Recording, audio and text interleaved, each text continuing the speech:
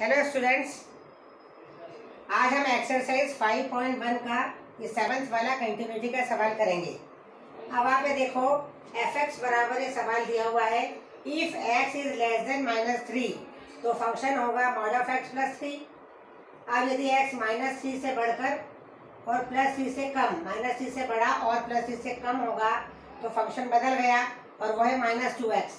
और यदि 3 से बड़ा है 3, if x is greater than और इक्वल टू 3 तो फंक्शन होगा 6x + 2। अब हमको देखना है कि ये किस किस पॉइंट पर कंटिन्यूअस होगा। अब हम ये देखें, ये जो फंक्शन है x इज लेस देन -3 और x इज ग्रेटर देन +3। पहले हम इन दोनों के संदर्भ में बात कर लें। यदि x इज लेस देन -3 है तो फंक्शन ये वाला है। अब आप इधर आइए, if x is less than 0 तो मॉड ऑफ x किसके बराबर होता है? -x के बराबर, क्योंकि x खुद नेगेटिव रहेगा उस समय तो उसका मॉड -(-x) हो जाएगा तो +x हो गया।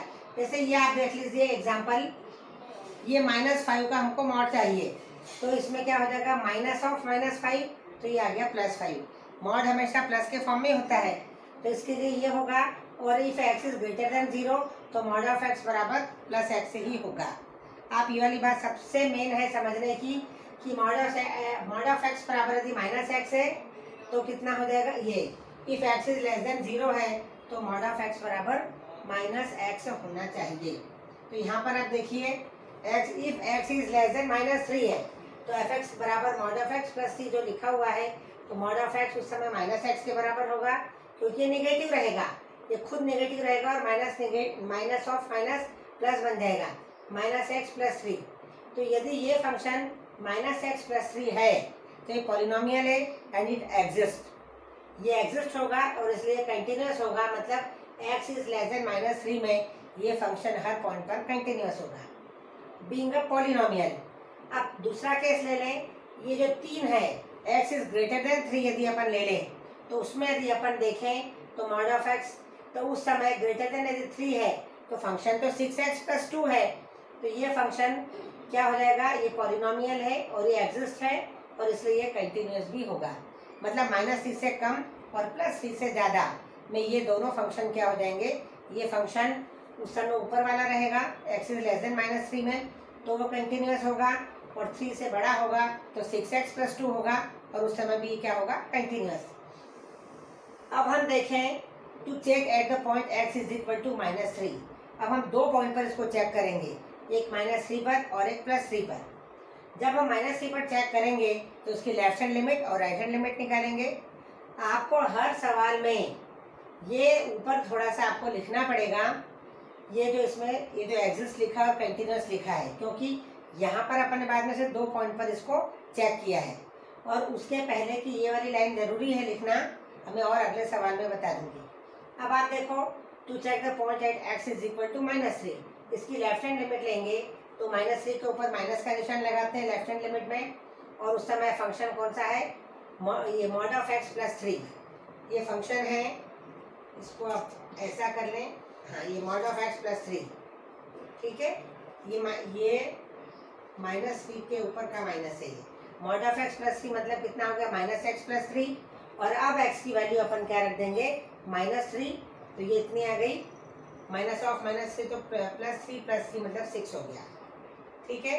राइट हैंड लिमिट में limit x tends to -3 plus, अब -3 के ऊपर प्लस लगाएंगे, लेकिन इस समय फंक्शन कौन सा रहेगा, यहाँ देखिए -3 से बड़ा जब यदि हो जाएगा तो फंक्शन कौन सा है, -2x। तो अब हमको फंक्शन कौन सा लेना है, -2x वाला लेना है, तो -2 × -3 तो ये आ गया +6, मतलब इसकी लेफ्ट हैंड लिमिट और राइट हैंड लिमिट इक्वल हो गई है, तो इसलिए क्या हो गया, function continuous at x is equal to -3। अब हम +3 पर देख लें, ये to check at the point x is equal to +3, इसकी लेफ्ट हैंड लिमिट, ये +3 है तो 3 से कम में -2x वाला फंक्शन है, ठीक है, ये 3 से कम में, अब ये मैंने +3 लिखा है, वो ये लेफ्ट हैंड लिमिट का माइनस लगा है, -2x तो -2 इंटू कितना आ गया, 3, ये आ गया -6। दूसरे में राइट हैंड लिमिट में x टेंड्स टू 3 प्लस है और उस समय फंक्शन कौन सा होगा, 6x + 2। मतलब अपने को ये देखना पड़ता है कि लेफ्ट हैंड लिमिट में कौन सा फंक्शन लगेगा और राइट हैंड लिमिट में कौन सा फंक्शन लगेगा। तो ये आ गया -2x -2 इंटू 3 और ये आ गया -6 और अब यहाँ पर क्या आ गया 6x + 2 तो ये आ गया 20। अब ये दोनों इक्वल नहीं है तो ये फंक्शन x = 3 पर डिसकंटिन्यू है। मतलब ये सिर्फ x = 3 पर डिसकंटिन्यू है और बाकी जितने भी पॉइंट्स रहेंगे सभी में ये वाला फंक्शन क्या है, कंटिन्यूअस है। अब हम देखें 8th वाला सवाल, if fx = mod of x upon x if x is not equal to 0 और if x is equal to 0 then it is 0। अब इसके लिए हमको यहाँ पर यदि x 0 नहीं है तो अपने को क्या करना पड़ेगा, या तो x is greater than 0 होगा या less than 0 होगा। तो अपन ने पहला केस लिया if x is less than 0।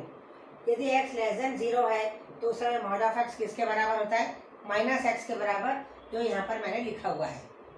अब यहाँ पर तो mod of x upon x किसके बराबर हो गया उस समय, -x upon x के बराबर, मतलब -1।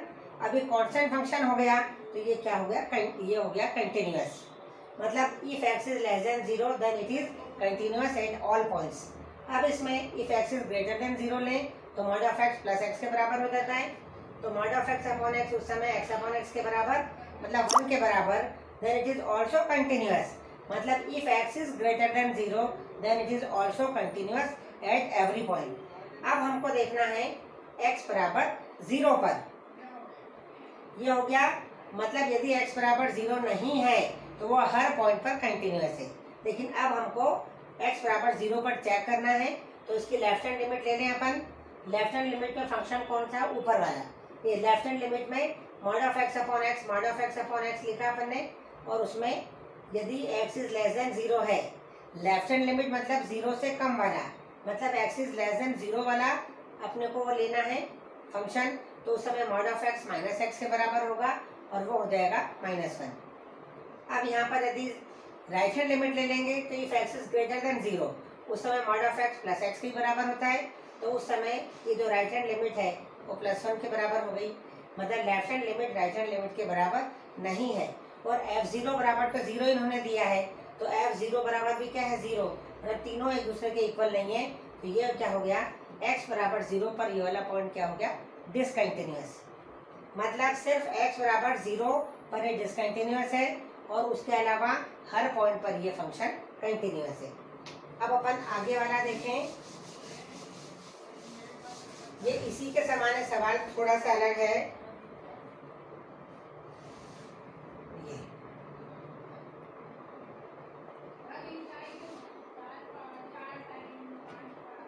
If x is less than 0 तो ये होगा x upon mod of x। और if x is greater than 0 और इक्वल टू भी लिखा है तो ये -1 के बराबर। ठीक है। अब if x is less than 0, if x is less than 0 तो fx कितना हो गया उस समय, x upon mod of x, तो x upon -x हो गया, तो ये हो गया -1। तो if x is less than 0 मतलब 0 से कम के हर पॉइंट पर ये क्या हो गया, continuous, then it is continuous. ये अपन ने लिख दिया। अब if x is greater than 0 तो फंक्शन किसके बराबर है इसमें, -1 के बराबर। तो it also continuous, then it is continuous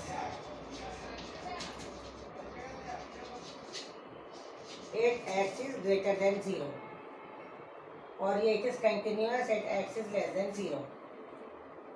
अब हमको देखना है, चेक करना है 0 पर। to check at the point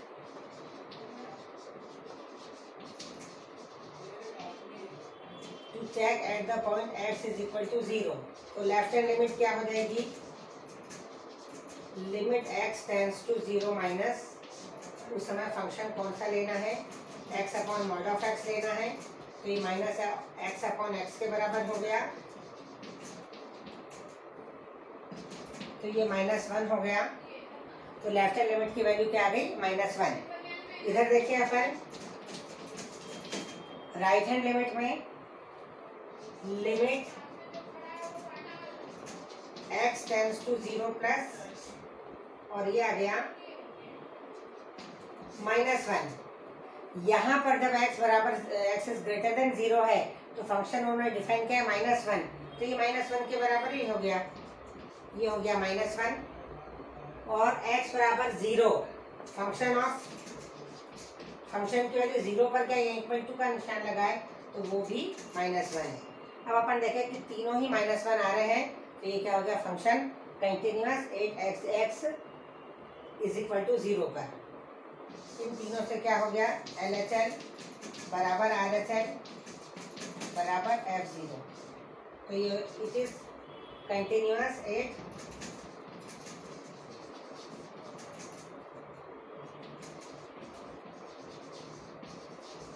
= 0।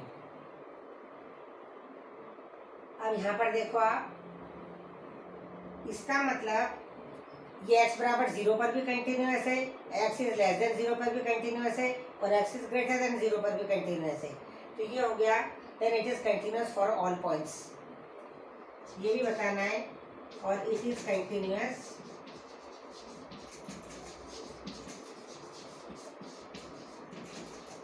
Eight all points. ठीक है, अब अपन देखें 10th वाला सवाल।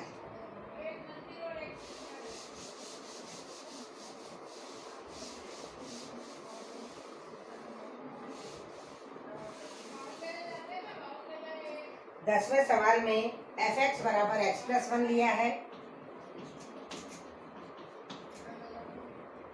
If x is greater than और इक्वल टू 1, और x² + 1 लिया है if x is less then 1। फिर वही है, if x is greater than 1, तो f(x) बराबर क्या आ रहा है, x + 1। तो बीइंग अ पॉलिनोमियल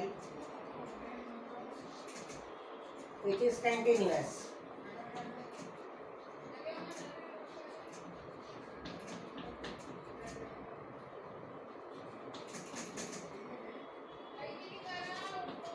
अब है दूसरा केस है, if x is greater than 1, if x is less then 1, उस समय क्या है, फंक्शन x² + 1। तो बीइंग अ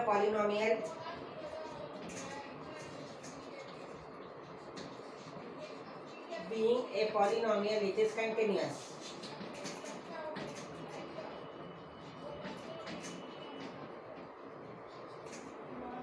अब हमको 1 पर चेक करना है, लेस देन 1 में भी है, वो है कंटिन्यूअस है, और ग्रेटर देन 1 में भी कंटिन्यूअस है।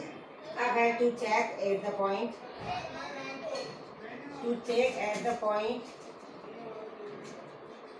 x = 1। अब इसकी लेफ्ट हैंड लिमिट अपन निकालें तो ये आ जाएगा limit x tends to 1 minus, अब लेफ्ट हैंड लिमिट में कौन सा वाला फंक्शन लेना है, x² + 1, तो ये आ जाएगा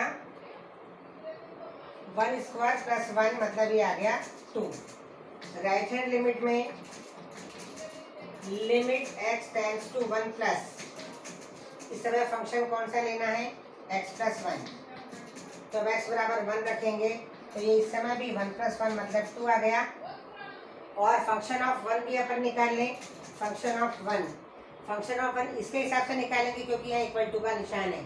तो ये हो जाएगा x + 1, तो ये हो गया 1 + 1, तो ये भी आ गया 2। तो then it is continuous at all points, then it is continuous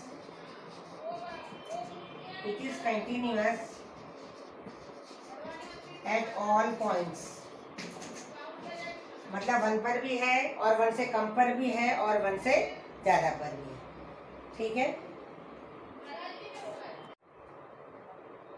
अब हम देखें 14 वाला सवाल। इफ f(x) बराबर, if x is less than 0 to 1, then it is equal to 3, और x यदि 1 और 3 के बीच में है तो ये 4 के बराबर है, और x3 और 10 के बीच में तो 5 के बराबर है। अब इसमें फंक्शन की अपने को कंटिन्यूटी डिस्कस करनी है। मान लो ये x है 0 to 1, ये वाला इंटरवल अपने लिया है, इसमें इक्वल का निशान अभी नहीं लिया है। अब यहाँ पर बस यही ध्यान रखना है अपने को कि 0 to 1, तो यहाँ हमको 1 और 3 पर कंटिन्यूटी देखना है, तो यहाँ पर इक्वल टू का निशान नहीं लेंगे, तो इसके लिए fx3 है, तो चूंकि कांस्टेंट फंक्शन है तो ये क्या हो गया, कंटिन्यूअस इस इंटरवल में। यहाँ दूसरा इंटरवल ले लिया, x 1 और 3 के बीच में है, तो फंक्शन क्या है 4, तो इट इज कंटिन्यूअस, क्योंकि ये भी क्या हो गया, कांस्टेंट फंक्शन।